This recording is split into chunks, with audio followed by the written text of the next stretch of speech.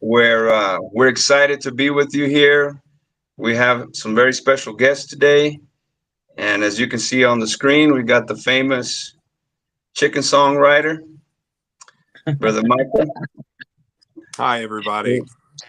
I And don't know we about got famous, but I am the chicken songwriter. and we got Brother Corey, all the way Hey, from hey, hey. Florida. So Brother Micah doesn't need introduction, but we're glad to have you on the podcast today. Brother It's my Corey and honor, I, man.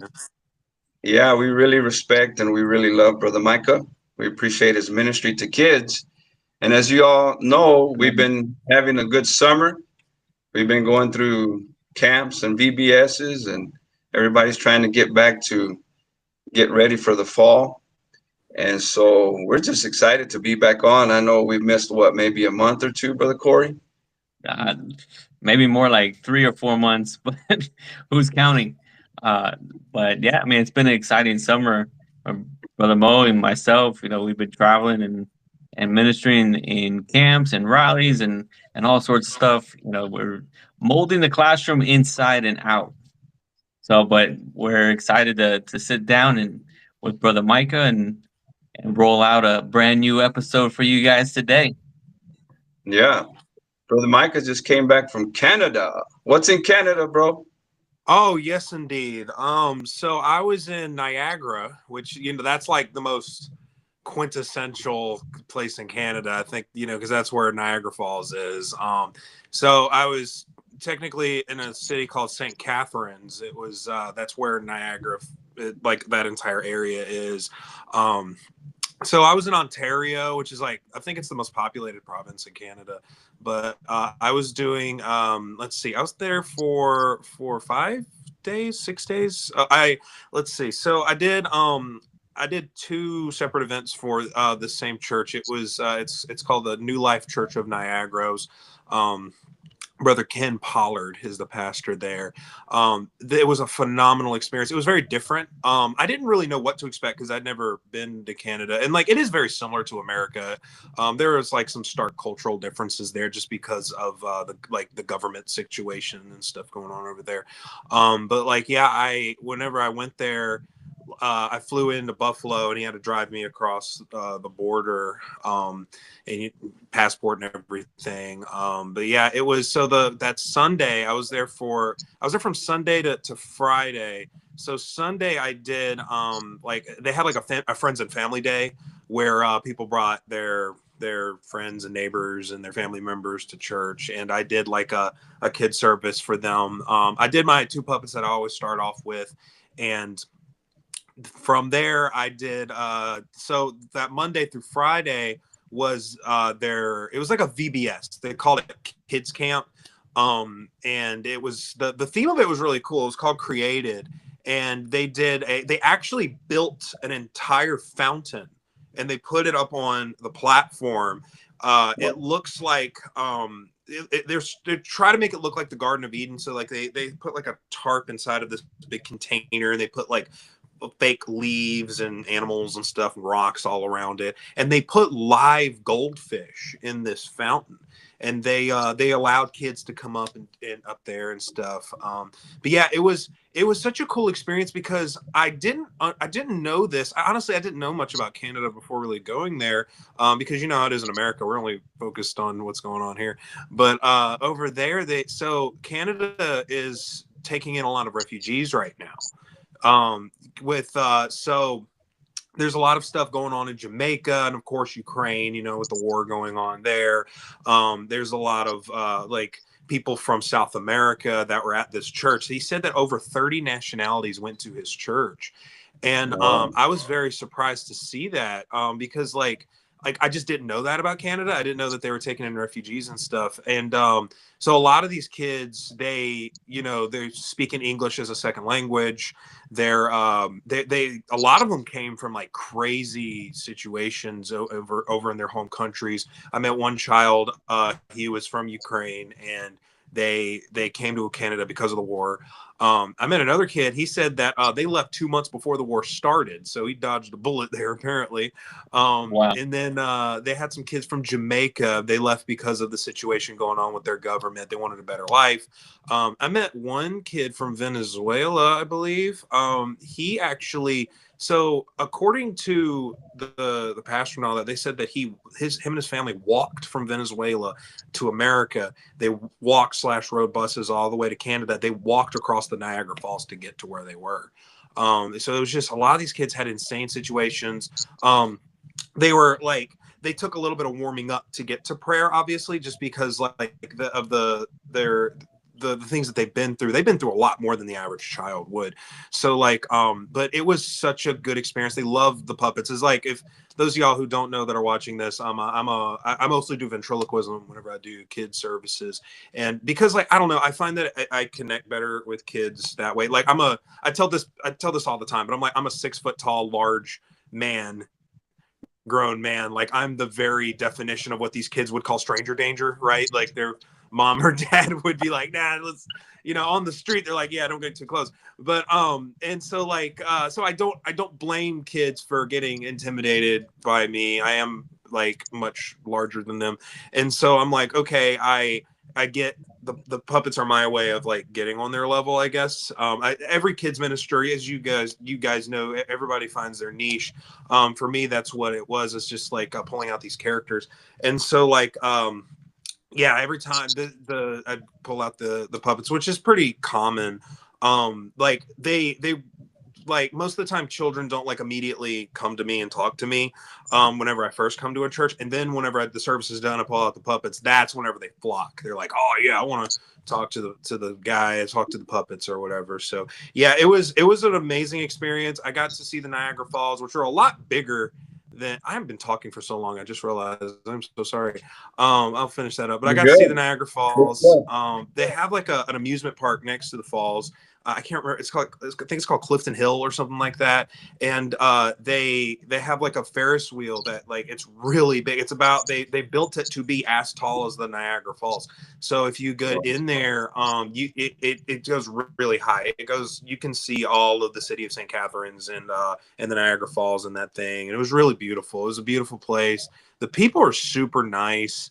Like, I just like the culture there. But yeah, it was a great experience. And I just got back this week. Amen. That's awesome. Thank you. I appreciate you saying things about the kids, about, their first time meeting them, first time in church, because that's what's Brother Corey's going to talk about now, about first time kids to our church. That's a great segue into what he's going to talk about. Hey, ladies and gentlemen, that wasn't even scripted. That was God. Hey, everything that happens on this Zoom cast is raw material. It is unedited, and everything is it's unfiltered.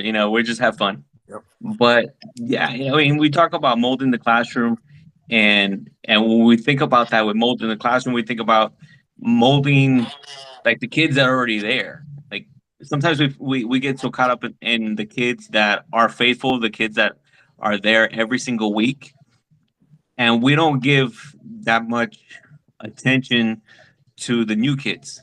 A brand new child that just walked into a classroom, walked into a kid's service, and we may not even think twice about that individual. We might greet them, hey, how's it going? Glad that you're here. And then that's it. Then you go on, with your classroom. But I think when we're molding the classroom, when we're molding these kids, we need to pay as much or even more attention to the newer child that's walking into that service for the first time. With us, with our church, our kids ministry is a reflection of the adult ministry, if I can put it that way. So our classroom is a reflection of what's happening in the main sanctuary. So we do have greeters in our children's ministry. At my home church, we do have greeters. We have kids that they'll put on a silly hat or a puppet or something like that. So, to be welcoming and inviting to the families and to the children. but also with the new kids that come in, we have a first time guest bag for them, and inside of the bag we put a craft, a toy, our church card, and, just a couple of fun little knickknacks for them, to welcome them, and for them to take home as a little token for their first time being there. But we also do like a group shout out. We give that child a shout out. So when you walk into our kid service, we are embarrassing you right off the bat. We're taking a hammer to that shell. We're trying to crack it immediately, and we'll give a shout out. All the kids will, welcome Micah. Hey, Micah's here. We'll give a great big old shout out to that new child, and even in the teaching, we'll draw attention to that child, asking them questions and stuff like that, trying to pull them into the lesson. We have one child right now. Um, she came in, and this past Sunday was her third Sunday, and we just started our preparations for the Christmas program. Christmas is just right around the corner, ladies and gentlemen. So we start to put that Christmas list together. But she said that she even wanted to be a part. She wants to be a part of the Christmas program. She's only been here in our church for 3 weeks, and that first Sunday that she came in, she was all timid and shy, and like any other child, because you're coming into a new environment, people that you've never been around, and they're very shy and timid. But now, just a few weeks in, showing her love, showing her kindness, and trying to connect with her and give her that attention. Now it's, she comes in, hey, and when she's leaving, when her parents come pick her up and she's leaving, bye, bye. So that shell has been totally shattered, and her name is Gnarly. Believe it or not, her name is Gnarly. So we was like, that's gnarly, dude. Dude, that's gnarly, man. I mean, only if her name was Righteous, righteous gnarly. But she's a sweet little girl, 10, 11 years old. But she's been coming now. So I think it's very important that we put emphasis on that new child. And I know sometimes, maybe even in your case, Brother Michael, you go to a church and you're ministering, you don't know who's new, who's not new, let alone who has the Holy Ghost, who doesn't have the Holy Ghost. But I think it's very important that we do learn or get to know those new kids, because building that relationship, that first time impressions are lasting impressions, and it's very important that we make that first impression on that brand new child,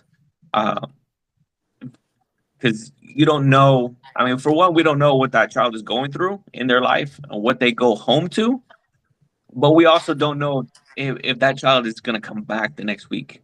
Even as much as that child may want to come back, I mean, it's solely up to the parent. So, I mean, together as the body of Christ, as the church, we need to collectively make an impact on the family, but making it a first-time impression on that child will speak volumes to them coming back and really getting connected with the other kids. And I say a lot too. But if there's anything that you guys want to add and chime in there, Brother Corey, I think everybody should be writing down. I wrote down a few ideas that you said. I think everybody, maybe give everybody a few seconds to get you a piece of paper, pen, to write this down, to start to implement something on your Sunday mornings. I know, what you're saying. We're starting the process now to do something like what you're talking about in our Sunday school. Our Sunday school, we have a lot of bus riders. We have a lot of visitors on Sunday morning.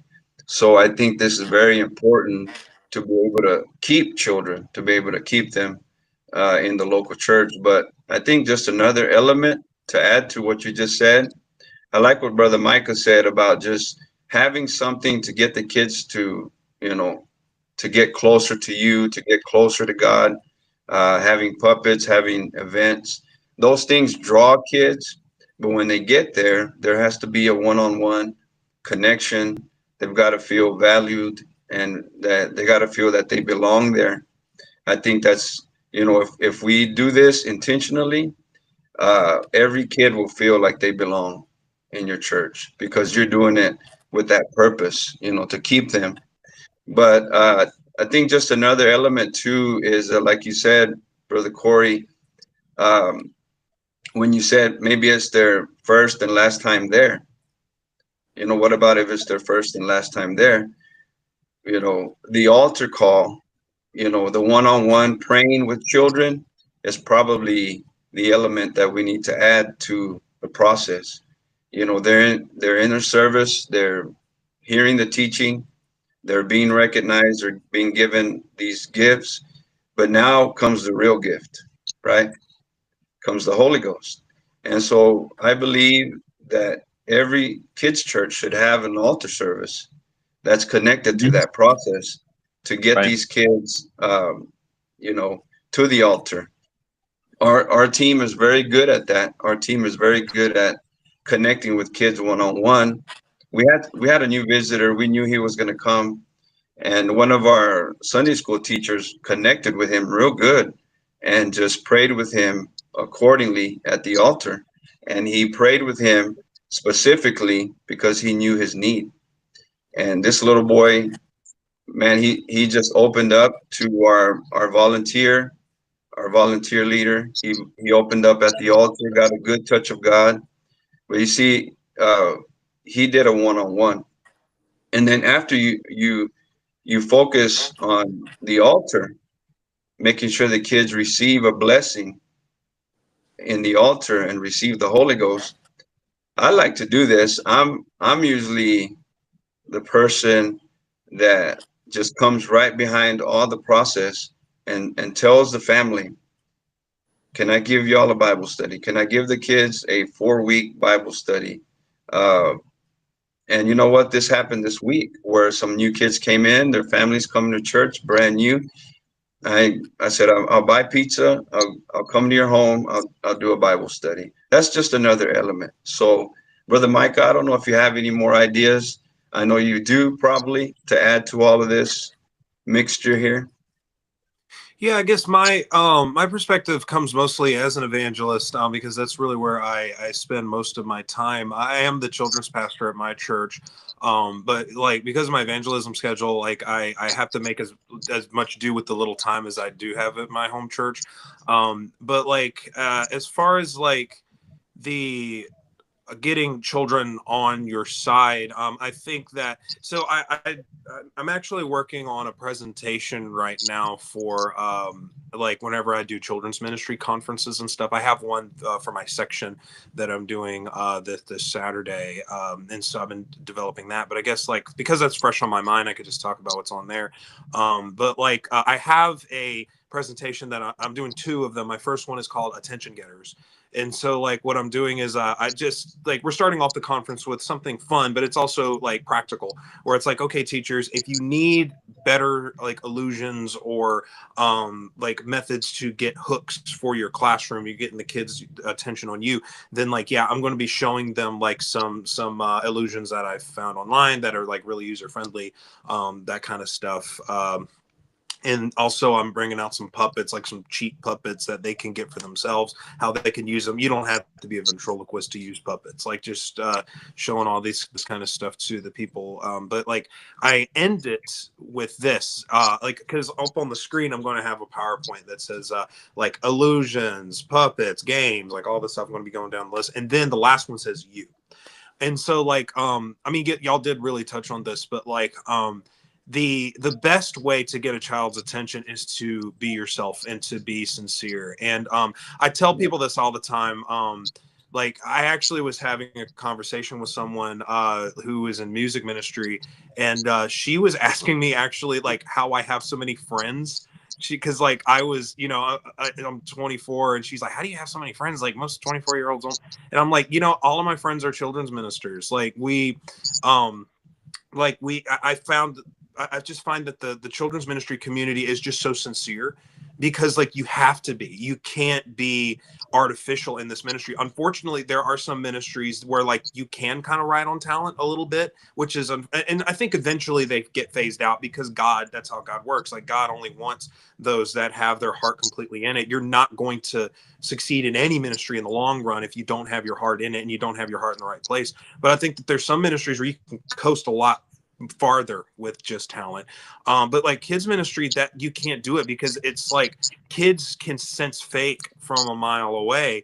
And so like if you if you really are doing it because you want a position, you want to say you have a ministry, or like I hear this a lot where they're like, oh, I'm using it as a step ladder for a better ministry or a bigger one. I'm like, no, this is not the ministry for you then. And honestly, you should reevaluate everything about yourself before you get into another ministry.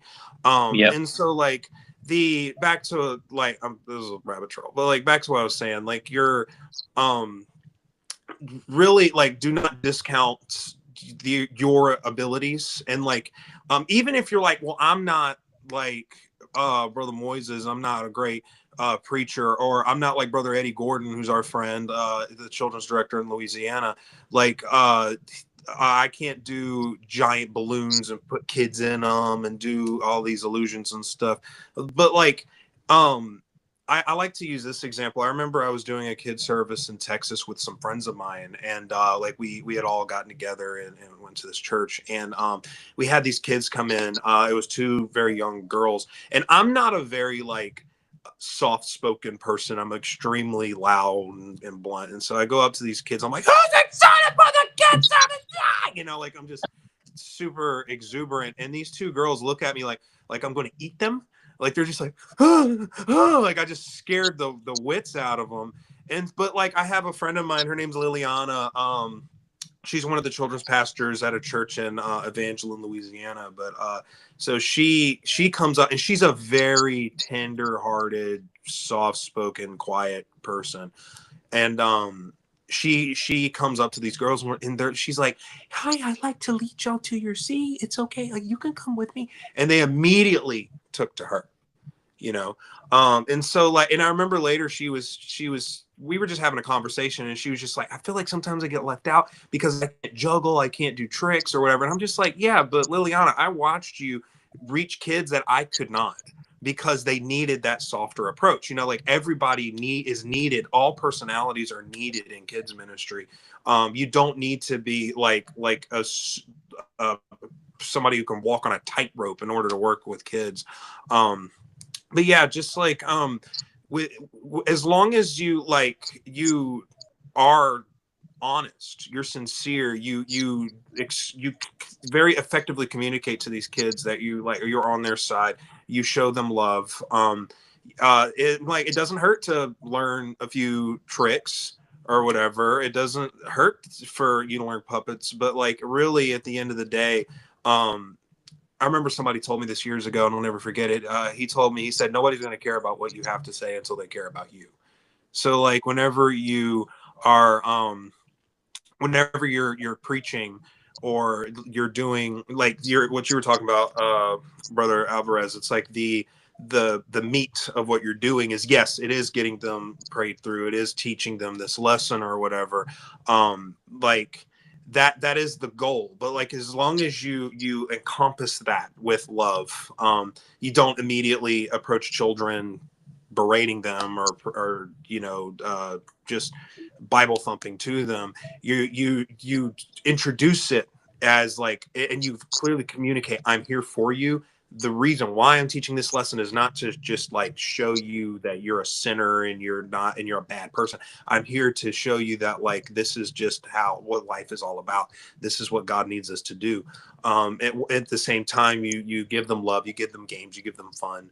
But yeah, I just as as many attention getter, because that's what I do, right? I'm a gimmick. I do ventriloquism. I've seen that just go so far though.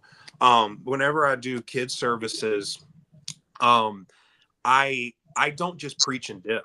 You know, like I've seen some evangelists do that. I personally don't, because like I don't think that the preaching is effective unless I have a relationship with these kids. Because actually I was speaking to the pastor's wife about that when I was in Canada. I was at New Life Church in Niagara.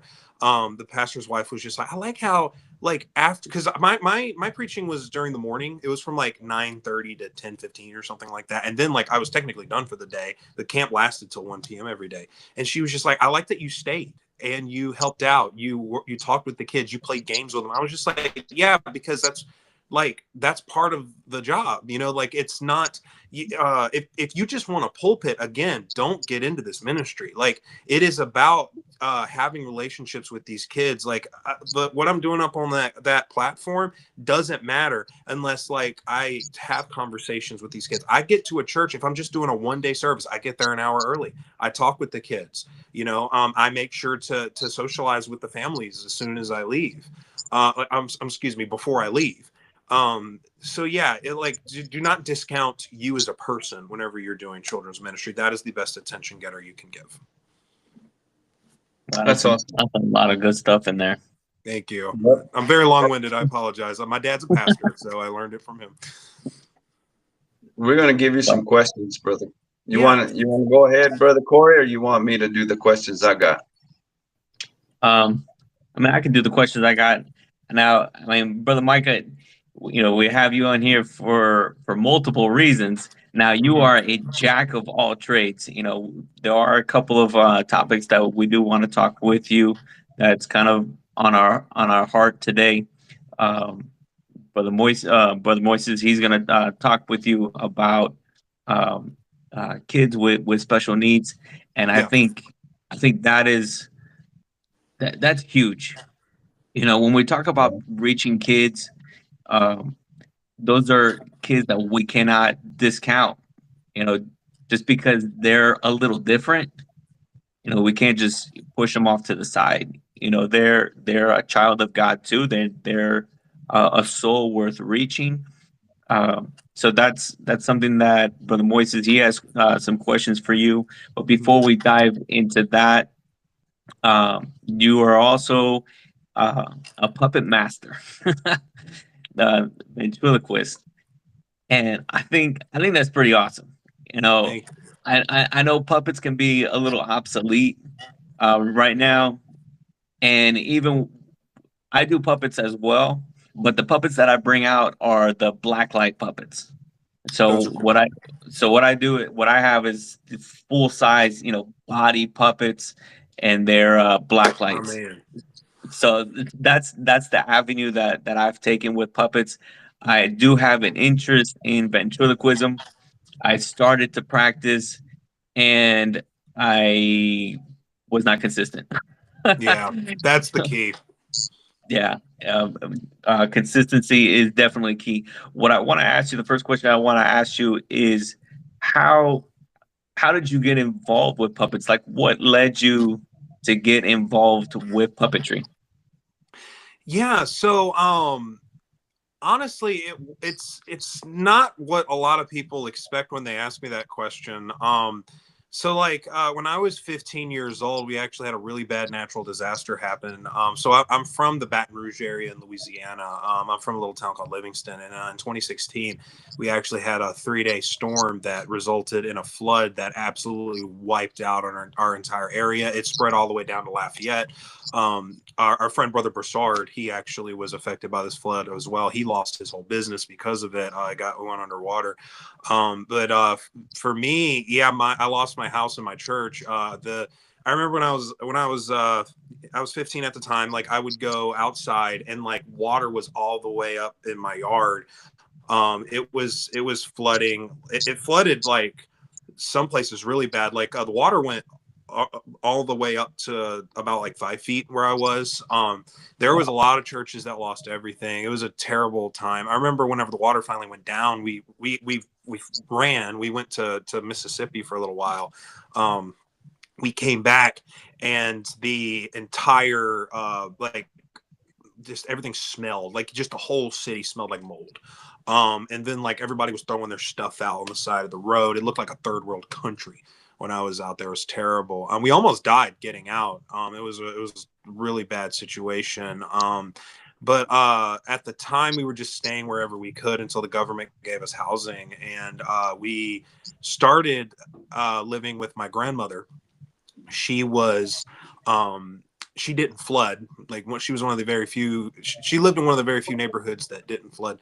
So when we were staying over there, I remember we were just kind of like sitting around one day and she was like, oh, we need to do something fun. Let's watch something on the TV. So she gets out some VHS tapes, and she had one. It was a tape of something called The Comedy Barn. If anybody who's watching this doesn't know, the Comedy Barn is like a family-friendly show that's like country themed. It's in Pigeon Forge, Tennessee, and so my grandma loves going over there. Her and my grandpa, they used to go over there all the time, and so she would pick up films like in their gift shop. So she was playing some VHS tapes for us, and from the Comedy Barn, and they had a guy come up. He was a ventriloquist, and he did his whole act. I was dumbfounded. I was 15. I'd never really seen a ventriloquist at that time. Because like you said, puppets are kind of obsolete, especially like when I was younger, they were especially dying out. And so like I had never heard of ventriloquism, and it's kind of a lost art. But I was like, what is that? And my grandma said, oh, he's a ventriloquist. And I said, well, is he? I thought he was like playing a CD and he was like lip syncing the puppet to the CD. And she said, oh, no. What he's doing is he learned to talk without using his lips. And so I said, oh, I can do that. And so like, it took me a while, but like so during the flood, my school shut down. I was in high school at the time, and school shut down for like, I don't know, like 2 months or something. So we spent most of our time fixing our house and our church, trying to rebuild. So during that time, like it was just such a traumatic time, honestly. And like, in order just to get my mind off of everything, I would start practicing ventriloquism. And so like, we didn't have internet for a little while, but like, as soon as I did, like I tried to figure it out by myself, and I did a little bit. And then like whenever we got internet back, I looked up, online how to like form certain letters and stuff. And so like I would be practicing. I'm literally shoveling sheetrock out of my house. We had to tear down all of the sheetrock in our house, and we're shoveling outside. And I remember like very vividly practicing, talking like this while I'm, shoveling stuff outside. And so, so that's how I got into it. And like, honestly, it was one of those things, and I don't know if y'all know what I'm talking about, but like, it was one of those things, especially for a 15-year-old kid, where you're like, you wouldn't learn it unless you were kind of forced to. Like, you were put in a situation where like, I'm literally going to go insane unless I occupy my mind. So honestly, like, and I do have a lesson about this actually, where I teach the kids about like God's deliverance. But I tell the kids that whole story, and I'm just like, look, without that flood, I wouldn't have learned ventriloquism. Without learning ventriloquism, I wouldn't be here in front of you. And so like just learning the silver lining of things, like knowing that God can use those bad situations. That's the lesson I try to take away from it. But yeah, it's that's how I learned. It was just, I was kind of put into a situation where I was forced to. Was it hard for you to learn ventriloquism? I wouldn't say hard. It's like you said, it's consistent. The hard thing is putting in the time. And it's like, that's not just for ventriloquism. That's if you want to learn an instrument, if you want to learn anything, like it does take a long time to learn. It probably took me about 3 months to finally get down the basics. And then after that, honestly, it took me probably 2 or 3 years to learn how to like be the best at like, or at least not, that's not what I meant. Like get to the best point that I can be. So like, I don't know, like because really the skill is not that difficult. It looks difficult. You're learning 6 letters. It's B, P, F, M, V, and W. And so like, because those are the only letters that require your lips. And so like, every other letter doesn't. And if you just learn how to substitute those 6 letters, then you're good. And then like, but I think a big part of it that people don't really think about is you do have to do a different voice. You do have to know how to do that, because like I've had kids do this before. I've created characters that sounded a little bit too much like my normal voice, and then kids will be like, "Yeah, that sounds the same. That's you." You know how kids can be. And so I'm just like, okay, like if you don't know how to do voices, I don't recommend that you learn ventriloquism, because kids are so judgmental.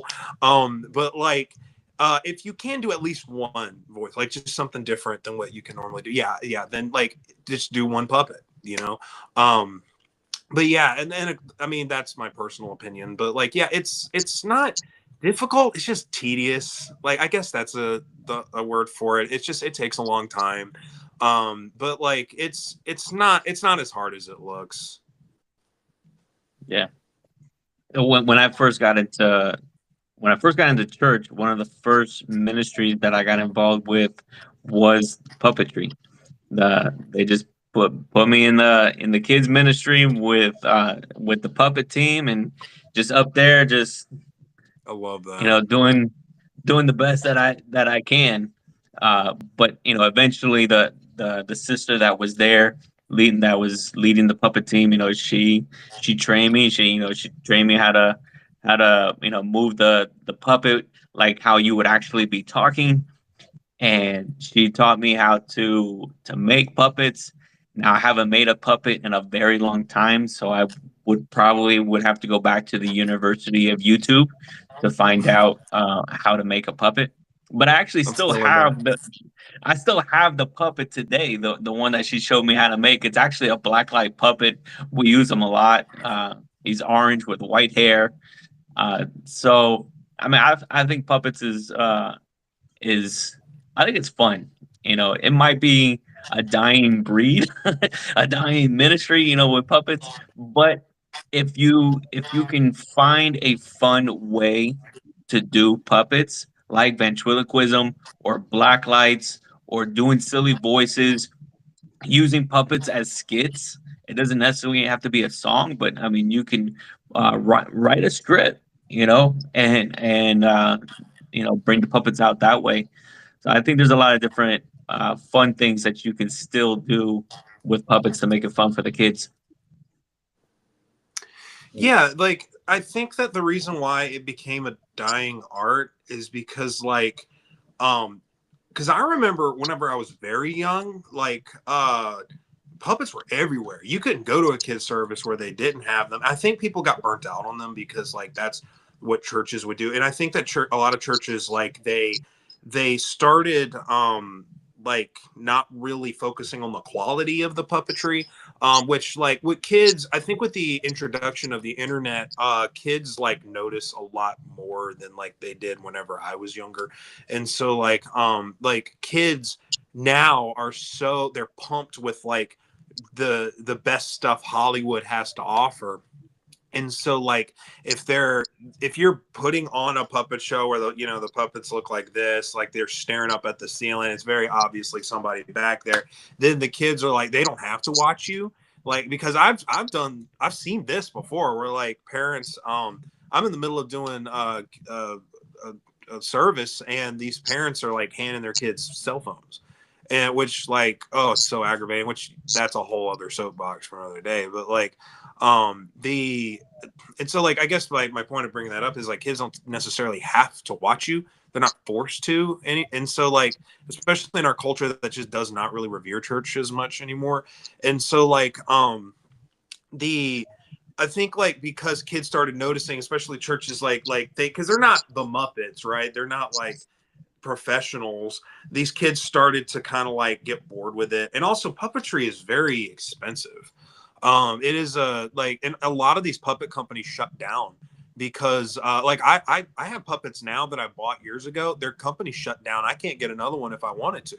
And so like a lot of puppet manufacturers are out of business. The ones that are left are extremely expensive.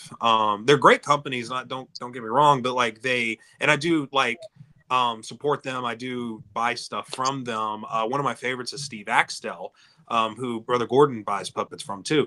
But I don't know, but his puppets are expensive. They're like they can run up to like $200 to $500 each, like churches aren't going to pay for that. And like these are only for like professionals. And so like it was just a lot of factors that made puppetry kind of phase out. For me, like I loved puppets. I just kind of jumped into ventriloquism before any other art form of puppets, because my church didn't really do puppets when I was a kid. I love blacklight. If I had a team, I would do blacklight, because like one person just is kind of like if you can do a lot more with like if you, because it's a spectacle, right? It's a spectacle thing. So like if there's like 20 blacklight things, it's so cool. But like for me, it's like if I'm only doing one, then like I've noticed that like kids don't really pay attention to me, which it is different per church. But yeah, so like so like I did ventriloquism just because for one thing it was different. Another thing, I just think it created a little bit of a closer connection with the kids, because like it's out of a stand. They're like that barrier of like having to use your imagination is a little bit like smaller, because like it's physically a lot closer to the kids. Really the only barrier is that they can kind of see my arm in the puppet, but kids will ignore that if you're good. So like and also like I get kids to come up and be volunteers in the skit, and so the puppet will like play with them, he'll pick on them or whatever, and the whole time it looks like I'm not doing anything because my mouth's not moving.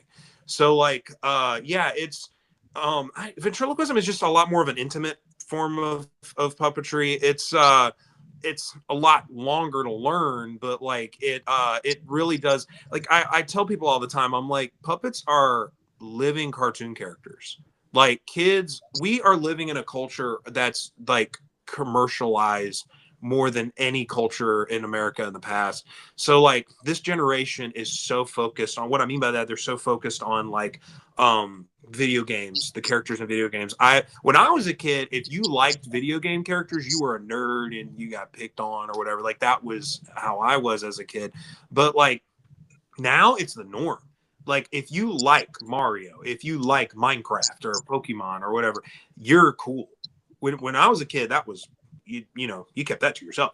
But I don't know, it's just kids are so like, I've never seen kids that are like their homes are so commercialized now. Like these companies are just pumping this stuff in, and so yeah, like I always say like don't, like there are a lot of things that we have to fight the culture on, but you do have to pick your battles.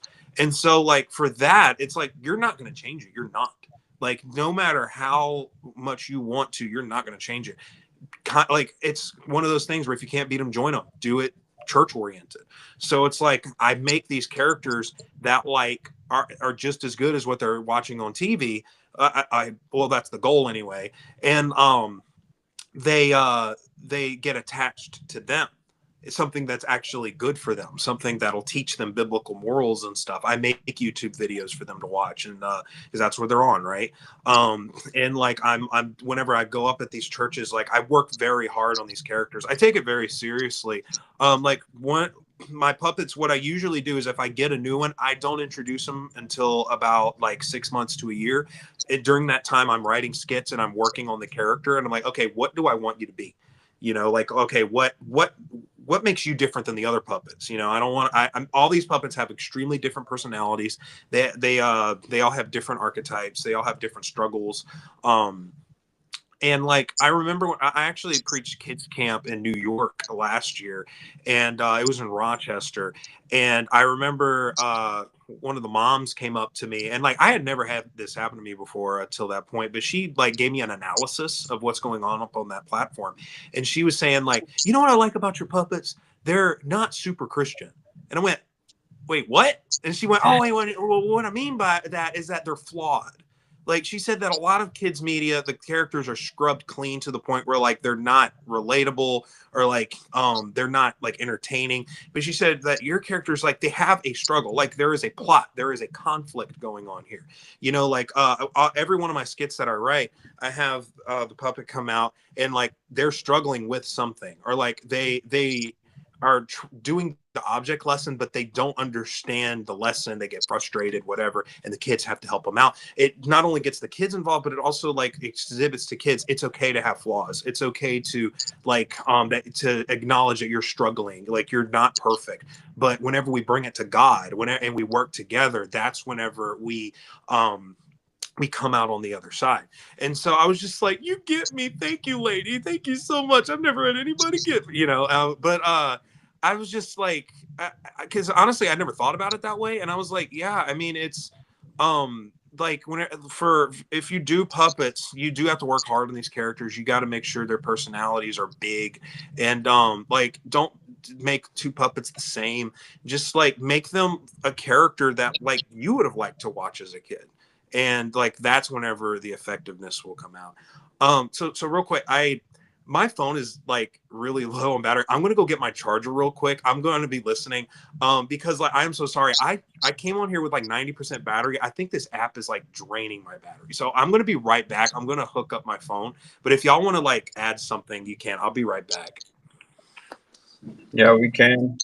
Brother Corey, we'll wait on the other questions on the special needs ministry. I think we can wait until he comes back. I wanted You want to talk about our book? We'll talk about our books, but when he comes back, hopefully he can do a little song called Teaching on Sunday Morning. It's a very, very funny, cool song that he does with one of his puppets. I don't know if he's able to do that, but Teaching on Sunday Morning, I guess I don't know if that song is called that. Oh yeah, I don't know. I don't really have the music on me. If people want to watch it though, it's on YouTube. So I have a YouTube channel. It's the name of the ministry. It's The Puppet Pulpit. If you look up Teaching on Sunday Morning, so it's a parody. It's a song that I wrote. It's with two of my puppets. They're best friends. They have a band. So I have a puppet. He's a plant. His name is Herb. He's in a flower pot and everything. And he has a friend who's a half fried chicken. His name is Stu. And so I wrote the song actually for a Sunday school conference. I was like, I want to write a song about the like appreciating teachers. And so I wrote the song as like the whole song is about like what Sunday school teachers struggle with, but like at the end it's still worth it. So yeah, if y'all want to, I'm so sorry, I can't do it here. Like I actually, one of the puppets, he's like I think he's at my church.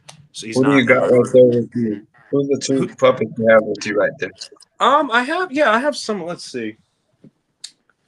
So he's been around a long time. Munchies. What's going on? Hey, yo, it's Mo. How you doing, dude? Hey, Munchies. That other guy. You got the munchies? Huh? Do you always have the munchies? I mean, yeah, it's my last name. I can't help it. My name is Clark Thaddeus Munchies, but everyone calls me Mr. Munchies. Yeah, Mr. I'll take brother Munchies, but Mr. Munchies, respect. You look good today. Yeah, he look can. good, bro. Let's see. I have some Mr. Munchies. Are you hungry? Are you really doing this right now? Yeah, come on. All right. Yeah, so he can eat things. He's pretty cool. That's awesome. Thank you. Who else you got there? And not enough for you? No, I'm so sorry. Let's see. I got and his teeth are really well kept. I'm sorry? His teeth are really well kept for a shark. Well, yeah. Well, they grow like he loses. There's teeth all over the place, right? He loses them all the time. He grows them back within a few minutes. So sharks are so weird. What'd you say about me? So this is my friend Glenn. Hi, I'm Glenn. I should be on medication, but I'm not. Okay, so Glenn, I was feeding the ducks at the park, and he followed me home because he has bread. He loves bread. I sing a song about bread everywhere I go. Yeah, he wrote a song about bread. We get the kids to sing along with us. The words go up on the screen and stuff. We go over it with the kids, but yeah, he loves bread. I love bread so much. I would marry it. Really? Yeah. You may kiss the bread. Yeah. So this is Glenn. Yeah, my name is short for gluten. Yeah, his full name's Gluten. But yeah, I have him. I got a new guy. Let's see. So again, I don't really know exactly what voice to give this guy, but I've been working on him for a little bit. So this is Hammond Swiss. It is so nice to see you. Oh, yeah. So they are going to eat me. No, they're not going to eat you because they're in the phone. Oh, they are far away. Yeah, they're not going to eat you. So this is Hammond Swiss. It's so nice to meet all of you. Yeah, are you Swiss? No, actually, I'm Jewish. You're Jewish? Uh-huh. Well, you're a ham sandwich. I know. It's terrible. But yeah, so I've been working with Hammond for a little while. He's brand new, so I haven't really been doing much with him. Gets me away from the duck. Oh yeah. I'll only eat the bread part of you. That's even worse. He's going to name me, you know. Then he'll just be a naked sandwich. Yeah, I know. He'd just be meat. Yeah, he wouldn't even be a sandwich anymore. He'd just be ham and Swiss, actually. Ham and Swiss. Well, yeah, that's a few of them. I got a couple of them that are scattered around here. I keep them on a shelf in my room. That's awesome, those are brother. cool, bro. Thank you. Thank you for bringing them out. Thank you. Of course. That's fantastic. Thank you so much. Let's switch gears a little bit and pass this over to Brother Mo, and we can talk a little bit about children with disabilities. Yeah. Ministering to children with disabilities. Yes, sir. Brother Micah, you are doing a children's ministry training this weekend. You have Sister Miss Yvonne, I believe, the ABLE coordinator. But just talk to us. Answer. Maybe you can do a 3-part question here. Yeah. What is ABLE ministry? What is ABLE ministry? And then how do you handle challenging behaviors? And what are some of the strategies to make kids feel comfortable in the classroom? And these are well written questions by Brother Corey. Absolutely. I love it because honestly, thank y'all so much for bringing this to y'all's podcast because it is something I have near and dear to my heart because this is the special needs community. And it's not just the kids, it's the families. They are generally very ignored. So like I guess for your viewers to know, my experience with special needs originated from my degree. So I went to school for speech therapy. Like I graduated with a degree in communication sciences and disorders. I worked in a speech therapy clinic for 2 years, as a student clinician. And, so like, I got to see firsthand how these communities are, and like generally because these kids like their behavior is not always what we consider the best, I suppose. Like which is no fault of their own, like but like they can be loud, they can be disruptive in the store, at school, and at church. And so like I find that like churches that don't provide for their special needs families, they'll immediately lose them because a lot of the time they're embarrassed. Like they have people commenting, they'll come up to them and say like, what's wrong with your kid or whatever, which is terrible. But I mean, they know more than you do. They are very aware that their kid has like issues and they're different. And so like whenever like if the Pentecostal church does not provide like for their special needs kids, they'll go to another church that doesn't preach the truth, that will provide for their kids. And so like it's a community that is ripe for harvest. Honestly, they're broken. Like what a lot of people don't realize is that like these parents go through so much. I have had parents like whenever I was how old was I was like 20 years old working in a speech therapy clinic, and like these parents would open up to me about, they were just like, I don't know what I'm going to do with like when my kid gets older. Sometimes I have nightmares about like if I die before them and they're all alone, like they'll have to go to a home. Like they've broken down. I'm crying with them. I'm just like, that's horrible, you know. Just like they go through so much, and like they're isolated from their friends and family because these kids require so much attention. And then I think a super forgotten part of that is the siblings, because like if there's more kids in the family, then like they get forgotten about a lot of the time, because like, and it's no one's fault, but like these parents, they have to put so much attention on the special needs kid that a lot of the time their other kids get neglected. And so I don't know, the like that's why I'm such on a high horse on Able Ministry and stuff. So to answer your question about what Able Ministry is, it's actually a division of the UPCI's Ladies Ministries. It is so Able, it stands for Accept, Believe, Love, Embrace. It's a relatively new ministry. I think it started in like 2014 or something like that. The director, her name is Denise Wynn. But yeah, their goal is to reach not only special needs children, but like special needs adults, to get them into the church and provide these churches like with education on how to deal with these people and these kids, how, like what resources they can have, like how to understand these kids, like, and also they give them resources to like make a classroom experience much more smooth for these children. So I'll give you one example. So in the school systems, and like this is what I had to work with when I was in the speech therapy clinic. There's a document that is devised by like all of the staff that works with like this specific special needs kid. It's called an IEP. It's individualized education plan.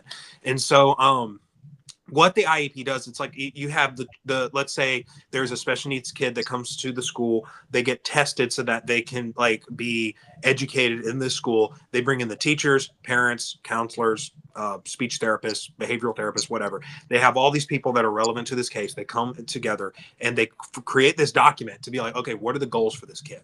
Because like every special needs child is so different. You can't just take the entire special needs class, which is what a lot of schools did early on, and some still do. It depends on the area you go to in America. But like, you can't just generalize for the entire class. They all need very specific work. And so what Able Ministries did is, because you know the leaders work with special needs kids, that was their careers. So what they do is that what they did was they created a document. It's called the Spiritual IEP, and you can find it on their website and all that. But basically, it's a document that, now, obviously, it's not as like detailed as the medical version of this, like the inspiration for this, but like it is user friendly for Sunday school teachers, and it has questions that would help them teach their kids better. I'm trying to remember some of the questions that are on it, like stuff like, okay, what do we do in the scenario that your child is like having a tantrum, or like what are some ways that we can reward your child for good behavior, that kind of stuff, or like what's your contact information, like what are their interests so that we can implement them into this lesson. Well, there's so many questions on this thing, but really, like Able, it recommends that like if you have a child that is in your classroom like this, print that spiritual IEP, get with the parents and like write down. Also, they recommend educating yourself on the, like, obviously you don't have to be a doctor, but it's like, yeah, if you have a kid with, let's say, Down syndrome, look it up, do some research. There are actually on I think it's on Able's website. I know that they have like documents where like they give like a layman's course on like what certain conditions are, like autism, Down syndrome. Oh my goodness, what's some other ones? I think they have the oh my gosh, I can't remember. They have like a bunch of different conditions that are on there, and you can educate yourself using those. But yeah, so that is what Able Ministry is. It is a phenomenal ministry. It's still growing, obviously. It's still getting traction. But like whenever I was up in New York, they had the director there. She was at the kids camp. She has special needs kids herself. I noticed that a lot about people that work in Able Ministry. They have special needs kids themselves, but not all of them, but still. And she was like working with those kids there. It was so good to see. Louisiana has a huge Able presence because one of the co-founders of Able, which brother Moises mentioned, her name is Missy DeRamus Vaughn. She lives here, so she's very involved with our district. We implemented Able into our kids camp. So like Louisiana kids camp's very large. And so like we do have special needs kids that come. And so like in order to give them the best camp experience possible, they're given their own specific leaders, Able leaders. They are given resources like headphones for services so that they can enjoy the service without them getting overstimulated, that kind of stuff. She also created along with our board and our children's director, they created something called Camp Incredible. They spell incredible instead of IBLE, it's ABLE at the end of incredible. So it's a play on words, but it's a one day camp. It is specifically designed for special needs children. It is so good. Like I did, honestly, the first year that we did it, which was 2 years ago, I was very privileged to be on the first team to ever work on this camp. I was a teacher for it. I did not know what to expect because like historically, every time I go to a church, they like, not every time, but like a lot of the time they would not really handle special needs very well. And so like I wasn't expecting that, but I also just didn't know what was going to happen. It was extremely organized. I did not know Sister Vaughn that well at the time. And so like I did not know like how type A and how like seriously dedicated she was to this.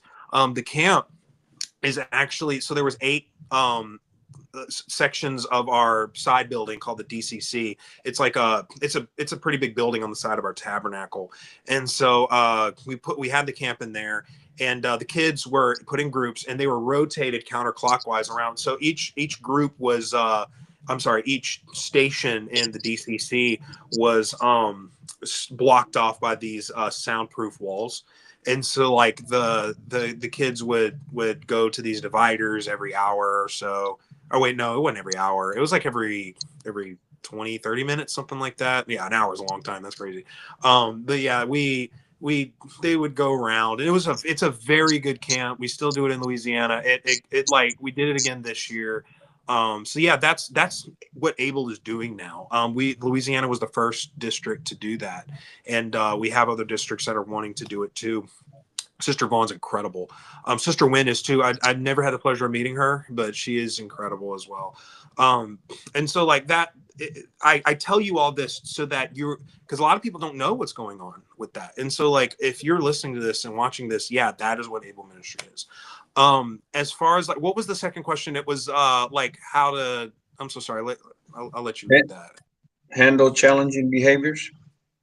How to handle challenging behaviors. Yeah. So, a lot of my training comes from working in the field of speech therapy, and like, yeah, it's inevitable that whenever you have like special needs kids, they're going to throw a tantrum. They're going to like fall on the floor. They're going to resist you. They're going to try running out the door, that kind of stuff. And so there's lots of things you can do. What I primarily like to do is I like to find the interests of the child and implement that into the correction of behavior. So like, for example, if the child has autism, I've noticed this with autism, they fixate on like their special interests.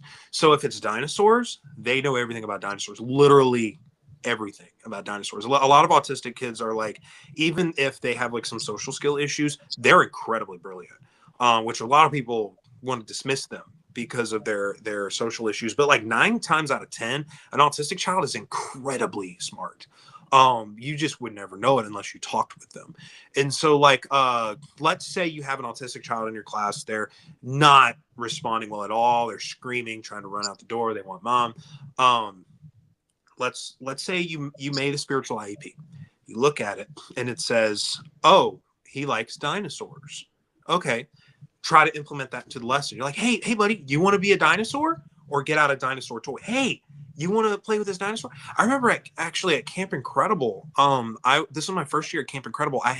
So they gave us bios for each of the kids, and I read that thing like a book, man. So like those were my best friends, and so like I was reading these bios, and I remembered there was one kid that they said he loves Sonic the Hedgehog. If he ever like will not pay attention, somehow mention Sonic the Hedgehog, he'll get right on board. I kept that in my mind. I was like, okay, I literally like I did this for all the kids. If there were some kids that like Bluey or Minecraft or whatever, I went to Walmart and the Dollar Tree.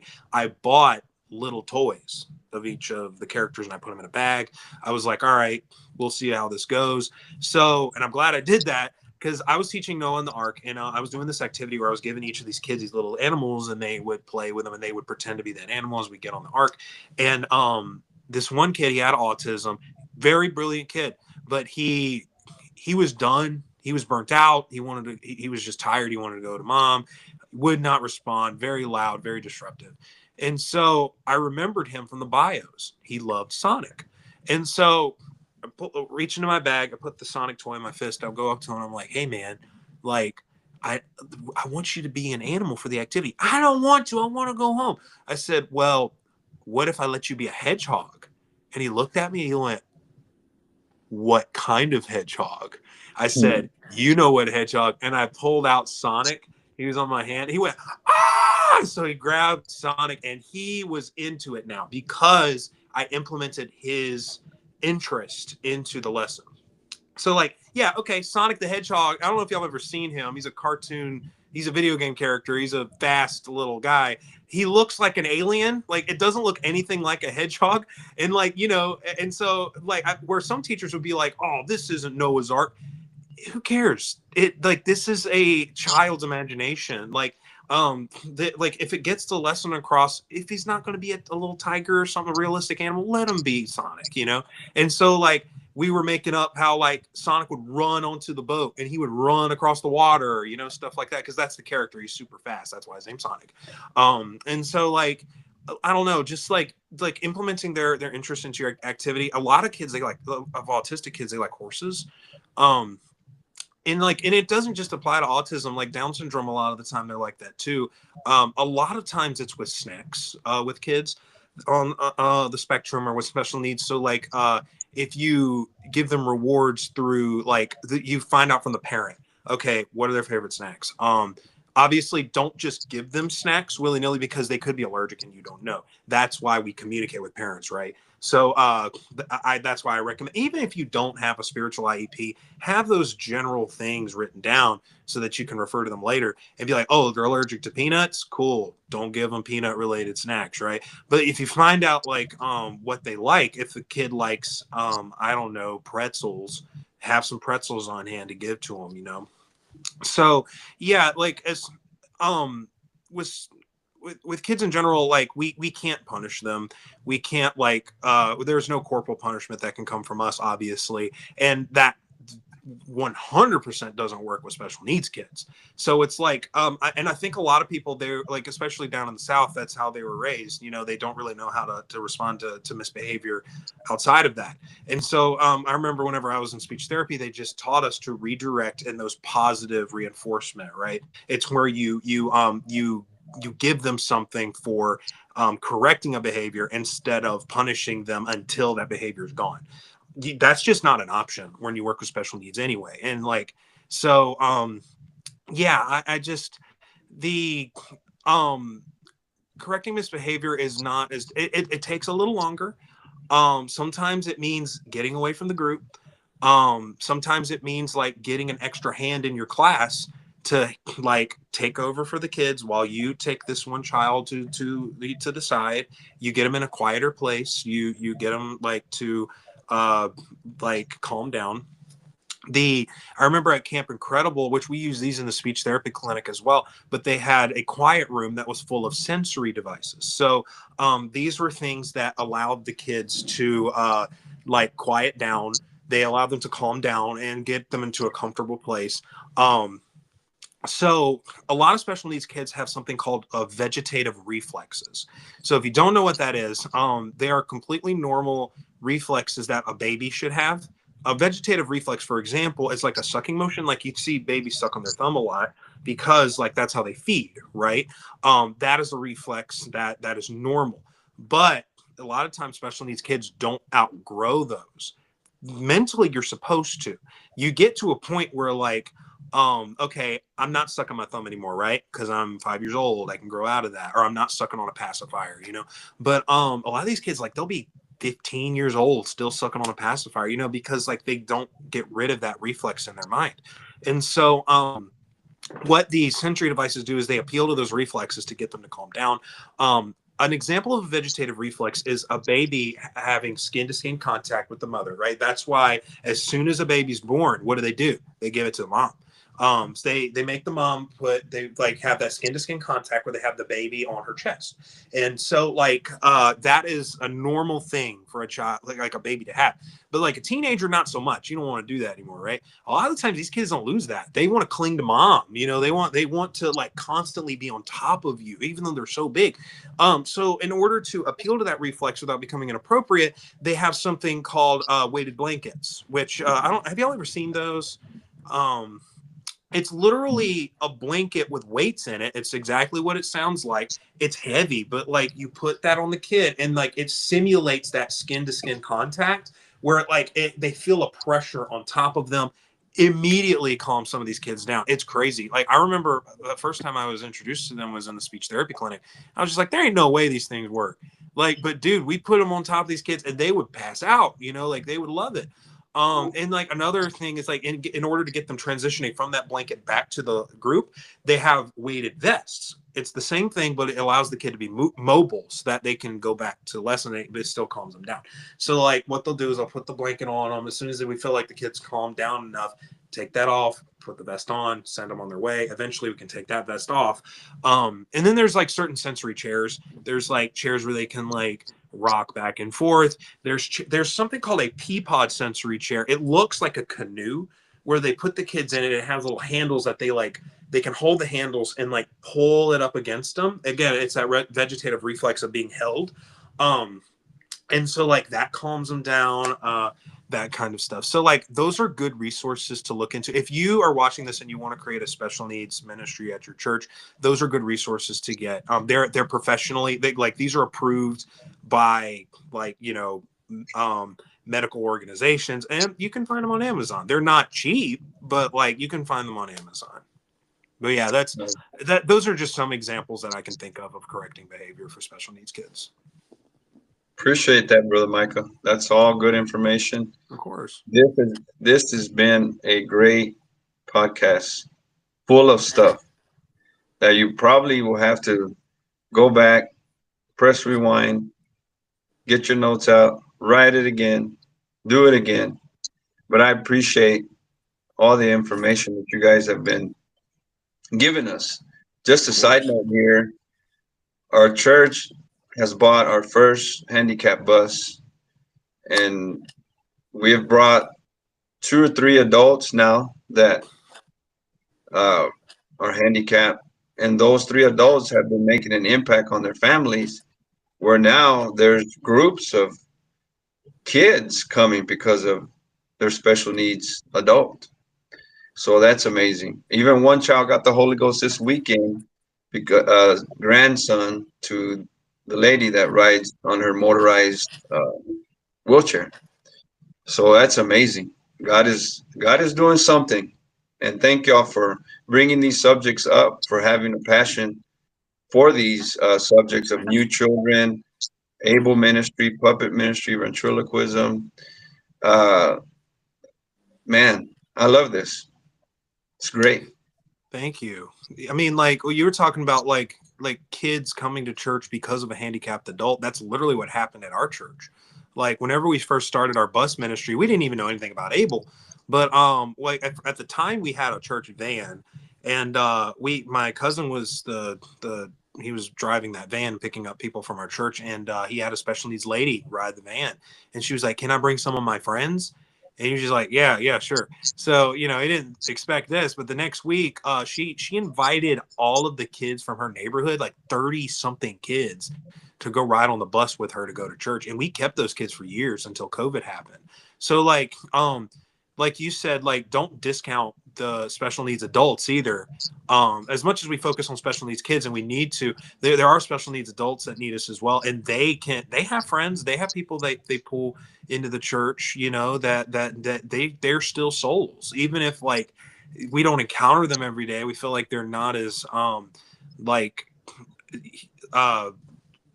I don't know, like they don't get as involved as other people may be in the church. Like they kind of like they're unable to give as much as they receive. Like they're still souls that make it to heaven, and then they can reach others as well, especially kids. Yeah. Brother Corey, I know we had some more things to talk about. Could we come back and do that, or would you like to proceed? No, I mean, we can come back. Whatever you want to do. Did I talk too long? No, this is great. Well, yeah, let's cover it. You want to cover it? I'll talk about it real quick. I know, Brother Micah, you read. We all read. Readers are leaders. But I got hooked on to an Audible book. I'm an Audible fan now, so download your Audible, get books from there. Love Audible. And if you travel consistently like these two guys, your flight's perfect to listen to great things. But I was introduced to Who Not How. It's a book about teamwork. And so, man, I got home. I started putting the book to work in ministry, and begin to give a lot of my jobs away, begin to be inclusive. That's what I learned personally from this book, to include other people, to need other people, and to tell them that you need them. And the guy that wrote this book did not even write the book. He had somebody else write it for him. So it's the power of togetherness, the power of getting bigger things done, and the power of getting other people involved, just like we did today. We couldn't do this podcast without Brother Corey talking about first time, big vision to get first time kids, and then Brother Micah to tell us about ventriloquism and about, able ministry. So I needed y'all today to make this vision bigger. You know what I mean? And I need you, and you need me. And so the inclusiveness of ministry is what I love. And you know what? Nowadays, my language has changed. It's not about me anymore. It's about we. Yep. And then anytime I have a chance to promote people or to appreciate them, I do that. And here lately, I'm not in charge of a lot of stuff. A lot of people are, coming to the forefront, and they're finding their niche. They're finding their abilities that are impacting people. And so, man, it feels good. It feels good to be on a team that can do things that you can't do. People come up to me and they ask me questions. I said, no, go ask him, go ask her. And I don't know. I need them. I need them. Hey, let me just give a quick testimony. Can I do that? Yeah, absolutely, man. I was at work, and at my job, which I'm going to retire next month by the help of the Lord. But they gave us an opportunity to receive some gifts. And so I go talk to the lady that's in charge of giving the gifts. And I say hi and bye to her because she's the liaison. She's at the front desk, and I come in and out of the building a lot. And so I never get to talk to her. But that day where I got my gifts, I got to talk to her. I seen a Bible open on her desk. And I said, are you reading that Bible? She said, uh-huh. I'm looking for a Bible study right now. And so I said, you know what? Here's the church card. I'm about to text one of our Sunday school girls. And lo and behold, Monday, her and the Sunday school young lady are going to have a Bible study on Monday. But I knew who to call. because I can't teach her. You know, I needed Sister Garcia to teach her. And so this is the power of who, not how. We need each other. And if God is moving and if you're not the right person to minister, get somebody else to minister. And I got a text from Sister Garcia a while ago. She said, not only does she want a Bible study, but her mother wants to get in on the Bible study. So I needed Sister Garcia at that moment, and she was there. And it's the power of who, not how. So praise God. Go ahead, Brother Corey. I want to listen to you. Yeah, I mean, we all need each other. I mean, that's some good stuff right there, Brother Mo. And we all need each other. When you open up a toolbox, you know, it's not just full of hammers. You have screwdrivers and wrenches and pliers and saws. You have all sorts of different types of tools. So I mean, we all have our own function and purpose in the body of Christ. That's some good stuff right there, Brother Mo. The book that I started reading was actually given to me as a gift to one of the churches that I went to go minister to over the summer. Many of you, maybe you know Pastor Brian Kinsey. He pastors in Pensacola, Florida, and they actually gave me his book. His book is called Made for More: 7 Proven Strategies for Reaching Your Full Potential. Made for more. We were all made for more. I mean, I'm just a couple of chapters into the book. I just started reading it recently, but it's a lot of good stuff in here. Talking about overcoming the obstacles in your life, getting past your past, and looking forward to your future. You know, God has a purpose for each and every one of us. It talks about uh, being driven by passion, for setting goals for yourself, being consistent with those goals. So it's a really good book so far. Like I said, I'm only a couple of chapters in, but you know, if you want to be, if you first of all you want to reach your full potential, you want to reach the purpose that God has for you, but you also want to develop more consistency and vision for your life. Uh, Pick up this book by Pastor Brian Kinsey, Made for More. Amen. Good That's stuff. awesome. I'm looking at both of y'all's books. I haven't heard about what y'all were saying, so I'm going to pick those up. That's awesome. If you go to General Conference, you might be able to get those. Oh yeah, I'm planning to be there, Lord willing. So I'll check them out. Yeah, I'll be there at General Conference, Brother Mo. You're going to General Conference. Yeah. Oh, that's awesome. Yeah, we'll be there, Brother Micah. We hope to see you there. If anybody that is on here that's watching this, if you're going to be at General Conference in St. Louis, stop by the Children's Ministry booth. Check out the many services that's going on for the kids, but come and greet us. See Brother Micah, Brother Mo, myself, and any of the other kids evangelists. Some of the greatest people that you are going to meet are right there in that children's ministry booth. It's a phenomenal spot. Amen. It's good to be on this podcast with you guys. Thank you. Thank y'all for letting me be on here, man. It's been an honor. Yes. Thank you, sir. Thank you, Brother Corey. No, thank you both. A lot of great stuff there, Brother Micah. Thank you so much for your time and for your input and your wisdom. A 24-year-old. Oh my goodness. Man, you just made me feel old. But thank you so much. Thank you so much. I could be your grandpa. You're young, brother. Know about that, man.